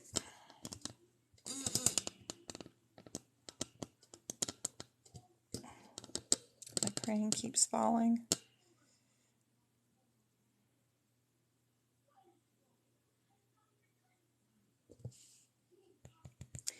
E is, we're looking for one that's true. A physician can provide services to another patient during the same time providing critical care services to a critically ill patient. Is that true? You have an actively dying patient and the physician can provide services to another patient during the same time. You want your physician to walk off from saving your life to go help somebody with a stubbed toe or something. Nope, that one's not right either. They're in critical care. That means they're actively dying. There's been a code blue called right now, and everybody's hands on deck on this patient. And time starts when that code's called. And until you get them stable, you don't walk away. Everybody's hands on deck right there, actively pumping stuff into the patient. Injections are going in, lines are going in, tubes are going down. CPR is nonstop till you get them on CPAP or some sort of machine. Yeah, it's just nonstop. No one's going to leave there and go to see somebody else.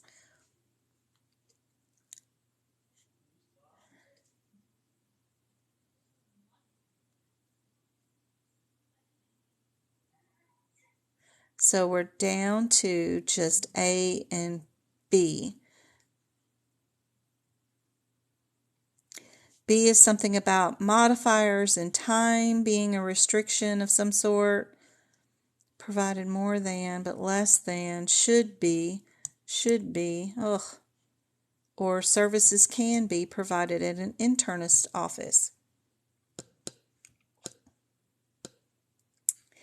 Yep, critical care, patients crash all the time. I did critical care services in the gutter outside my office one time. Patient was coming back after a cabbage had been done, a 10-day post-op, and his wife drove up in the truck in front of the building, and he was gone already. And we pulled him out of that truck, passenger seat, and did CPR right there in the gutter. It was literally on the gutter grates. That was just the flat surface we could get him on, and started CPR and critical care services right there in the gutter. I'll never forget him because he actually talked during it too. And I was a newbie, but he was already dead. And you don't know this, but when you start doing CPR and you start compressing people's chest, air goes through their vocal cords and you can hear them. They'll talk and they're gone already, but it's not legible or a word. They're not moving their lips very much, but you're jarring them around doing CPR, but sounds will come out of their throat and you think, oh, they're okay, and you slow down a little bit as a newbie because you think you've got a heartbeat or a pulse yet. You want somebody to check, so you stop for a second and it's like, no, keep going. That's just air through the windpipes or through their vocal cords. Keep going. So anyway, it was crazy. Never forget your first one you did in the middle of the street. But yes, I've done critical care myself in front of the building out in the parking lot. It wasn't very far. It was right in front of the building, right at the entrance. But Yep. Kenzie, you got to really get to know your E&M section if you're in 2021. That's why it's so critically important to write down those page numbers down beside all of the codes that are out of sequence so that you can find them fast. Critical care is also one set of codes that you will never ever look at the coding description. It's page 33 in the 2022 book. Never look at the coding description of each CPT code, meaning you will not look here. Don't ever look here. That has got nothing in it but garbage. Don't read nothing there because it's unhelpful. Nope, nope, nope. No. No. Just block it out of your mind. I don't even have anything written there. What you need is this chart. And I go through with my whiteout. Yes, I go through with my whiteout. And I get rid of the garbage they put in here, which is this ×1, because that is unhelpful and unhealthy and not a way we code, and it's confusing. The only thing I kept was the ×2, ×3, ×4, which is great. That's how you code. That's what you want to keep. But anything that said ×1, vamoose, get rid of it. Critical care is my favorite thing to code in anything in E&M because it's the easiest, actually. When I see 91 code, I get all excited and giddy, and I go find out however many minutes were involved in it. A lot of their questions are either 65 minutes, 120 has been on there before, and 165 minutes has been on the exam. And if it's 165, all you get to do is look up how many minutes, then it tells you the answer. It's going to be this number with a comma, and then that's the answer, ×4. That's it. That's your answer. Oh, CC, no worries. It was good learning experience. I wish we could have saved him. You know, you never forget. I remember distinctly the color of the truck, the size of the truck. You know, there's so much memory that goes involved in remembering something that bad. And she was so nice. She wasn't hysterical, didn't get in our way, and I don't know how she held it all together like that, watching us. And then the emergency room was on the other side of the parking lot, so we're facing the emergency room. Our office is right here, so he just ended up being gurneyed and taken over there to the emergency room where they called it there, but we didn't call it. But it, you know, I remember them taking off with all of our equipment thinking, how am I going to get that back? But as the medical office manager, your brain goes 900 miles an hour thinking of all these things along with your patient. It's like the craziest thing you'll ever go through is in being in clinical and in medicine is taking care of people in the worst time of their lives. Y'all are going to be lucky working with the codes because you're not struck with all the memories of all the patients you lose along the way. But luckily there's not too many at all. 1 to 2 patients a year was all that I ever had to deal with, and that's great. That's perfect. That's sweet compared to everybody else that you had to got to see. And, you know, they love you just as much as you love them, so it was great. I love being in medicine and clinical. Was a lot of fun. And I still got great memories from all the ones that we were able to save and grow up. Plus, I'm old enough to have been able to do OB and family practice at the same time. Our doctors did it all. So we delivered babies, but we got to see the whole family grow. We did the vasectomies when they decided not to have babies anymore, and then I saw all the kids for their vaccines, and then I saw them kids have kids of their own. It was great. So I loved being OB in family practice. That was fun. Critical care, best thing ever. All you have to do is look at the minutes that they were in it for the adults 5 and older. And again, the questions that I've seen were 64 minutes, right? We've had a 36-minute, we've had a 120-minute, and then we had the 165 minutes. And this chart just tells you the answer. Just get rid of that ×1 crap, because that's just ridiculous. Nobody does that. That isn't even a possibility as an answer. I don't know why that chart says that. Oh, thanks for the lollipops. That is so cool. I don't know why they put that ×1. It's just insanely confusing. I don't know who's writing this book, but they need to be told, no. Don't do that. Don't do that. I love critical care. Oops, times is up. Okay, I got one more question. maybe 2. Okay. Here is this one. This is it. I think this is the last one I did. No, there's one more underneath it. What service is provided by Part B of Medicare? And if you don't know these, what is covered by Part A, Part B, Part C, and Part D of Medicare? Write them out. You can find them by Googling it. And put it in your CPT book in the front of your book before you get to the E&M section. There's plenty of white spaces up here in the front of your book. Even the CPT label page, this page right there, got plenty of room there. Add it. What does Part A, Part B, Part C, Part D cover? Because they're going to ask you something, and you're going to have to figure out which part does that pay. That'll be your one billing thing. Yep, B is our answer. Good guys. Good job. Good job. All right, one more. Here's our other one. Where is this PYE thing done? Where are we at? Are we in a bladder, a kidney, a ureter, or a renal pelvis? Where in the heck are we at when we're doing a PYE something? No way! Almost 6K likes for a live. Ooh, that is cool. I've never hit that many likes. That is wonderful. No one saying anything else. They're so close. Bladder, kidney, ureter, or renal pelvis. And I can't trick y'all up tonight. So yeah, you're right. It's D.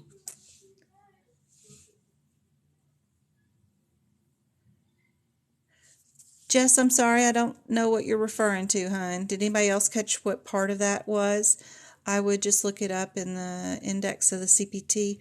I know during the CPC exam, you're not going to have time to index anything, like looking up ICD-10 codes and looking in the index for stuff. You're not going to have time for that. That's why I recommend moving all your guidelines that are relatable to certain sections to the actual codes, like your burn guidelines.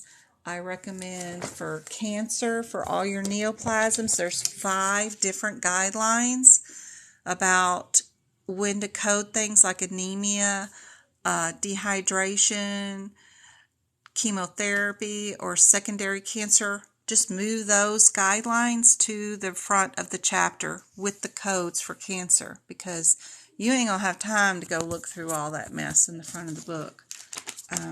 There's just no way. But if you put it on before you start coding cancer codes, you can always have it and go reference it. But I got so many tips for you guys. I just can't say it all in one live. I'll be back on Wednesday night to do more Q&A, just like this. And in between time, like tonight around 9 o'clock, which is, well, no, I'm going to need more than 20 minutes to hang out and put the kids to bed because they're hyper because they've been out of school for so long. But I'll be back to do digestion system in the CPT book, and I'll let y'all follow along and do the process of marking up your digestion section with me if you want to on a live as soon as I get the dishes done, eat some dinner of my own, say goodnight to Mom, put the kids to bed. So I'll be back probably about 9:30, I guess. And we will, I'm coming. So I'll be back probably about 9:30, I guess. And we will, I'm coming. Can you bring out the drinks? Yes, I'll be there in a minute. But you got to be good, Travis. All right. But yes, my kids are driving me nuts. I got to go hang out with them for a few minutes before bed. So I'll be back at 9:30 in an hour, less than an hour, 50 minutes to do another live, and y'all can do digestion with me and learn some things about the digestion system. If it records, of course, it'll be up on YouTube.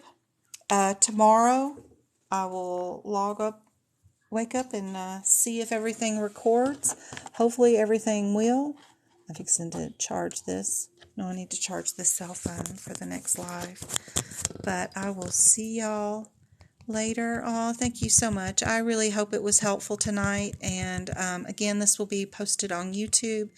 Come find me at medicalcodingbyjen.com. Everything is available for you on Etsy, of course. And hope to see more people on Discord. We've got almost 400 people right now. And it's a really great all-free website for you guys to find out all kinds of information, including practicing questions just like this. You're very welcome. Hey, Turbo. You're very welcome. Very welcome, guys. I will see y'all later. Thanks for the shares. I got 2 shares on the lives, too. That was really cool. 6,000 likes. That's awesome. Thanks, Twinkle. You are a gem.